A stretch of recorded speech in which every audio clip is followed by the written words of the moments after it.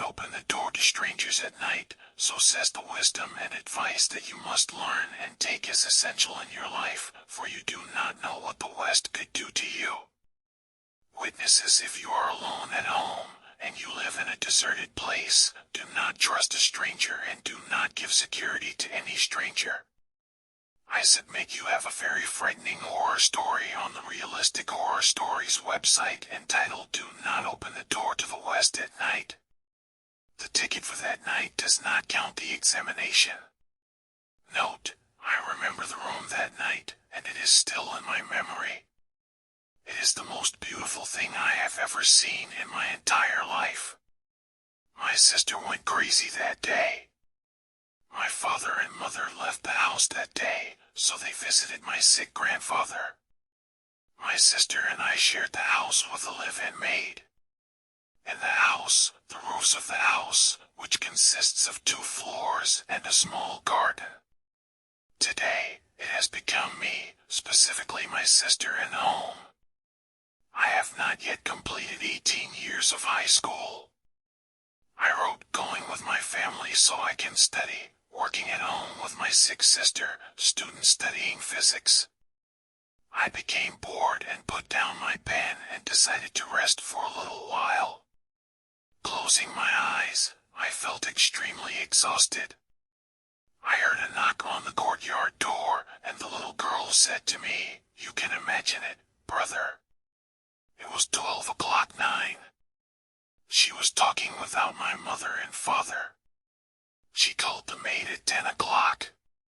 She said, "I had a terrible nightmare." I did not know where I was because the place was dark.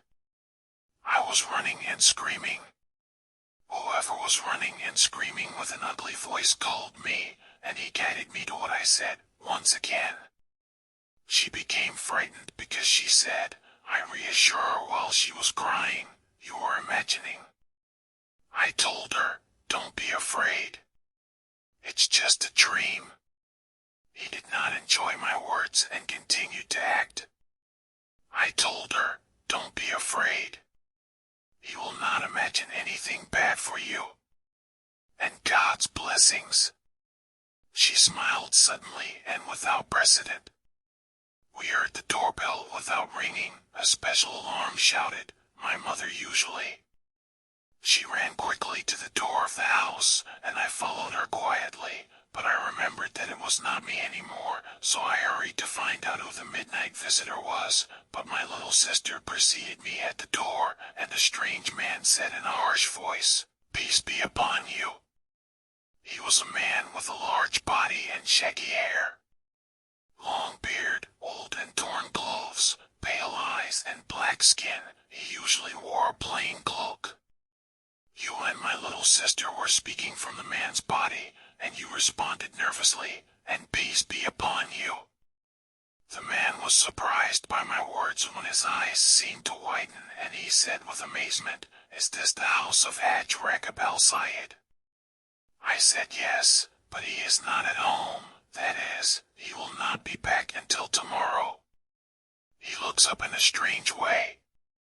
The woman grabbed his arm and pulled him to say something to him in his ear, and here I heard what he had.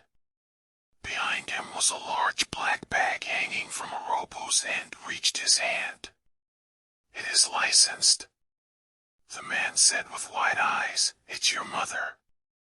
I answered stupidly and quickly, saying, "My mother is not there either." The man replied with more wide eyes, "Do you live alone in the house, son?" The question started to terrify me, so I said nervously, "Who are you, uncle?" The man smiled and said, "I am an old neighbor of your father, and I came to visit him, and we had a previous meeting." I was very surprised by his words, and when my father traveled and retired, he had never done that before. The man said, "We have come a long way from this visit. Will you allow us some time, my son, to rest a little from the trouble, and we will return another time tomorrow?" I felt sad for them, as they seemed exhausted, and it was late. She did not mention that sentence that my mother used to say. She always does not open the door to strangers at night. I took her into the guest room, and in fear I ran to call my father and tell him about the matter and the friend of the stranger who had come to visit him at night. He wants the idiot to open the door at night, and he and his little sister will be alone. What will the stranger do with him and his little sister? Will he kill him, take his organs? Will he kill him? Will he steal him? Many questions are running through his mind now, and he wants an answer that will heal his troubled chest, his confused mind, and his terrified heart. The man said, "We have come a long way from this visit. Will you allow us some time to rest after that, and we will return later? It is strange that I feel sad for them, as they seem exhausted, and it is late." You did not remember that sentence that my mother always used to say, "Do not open the door." To the strangers, I entered the guest room and rushed to call my father and tell him about the matter, but the network was down. My sister said, "Give them water," and they looked tired from traveling. I went to the guest room, but you did not hear any sound, movement, or breath from them. Why did you let him in? I don't know. How foolish I am. How did I forget what my mother said? How will I get them out of the house now? I entered the living room with my little sister and offered them water. The man said, "What is your name?" and put his hand on his chin, revealing something. A new woman pulled him to say words to him in his ear. Then the man said, "Son, why do we allow us to enter the house?" I was coming. Originally, I did not want to respond to him. The man said, "My son, there is a need to go to the bathroom." I told him, "Yes, of course." I stopped the woman from entering the bathroom. But the man prevented me and said, "No, my son, there is a need that is afraid of men." He confirmed her entry, and I do not allow anyone to accompany her. Would you allow your sister to accompany her? Looking at my sister, she was sitting quietly, looking frightened. The man said, "Do you allow it or not?" I told him nervously, "The bathroom is on the left of the room at the end of the corridor." The woman turned and a man spoke to her in another language.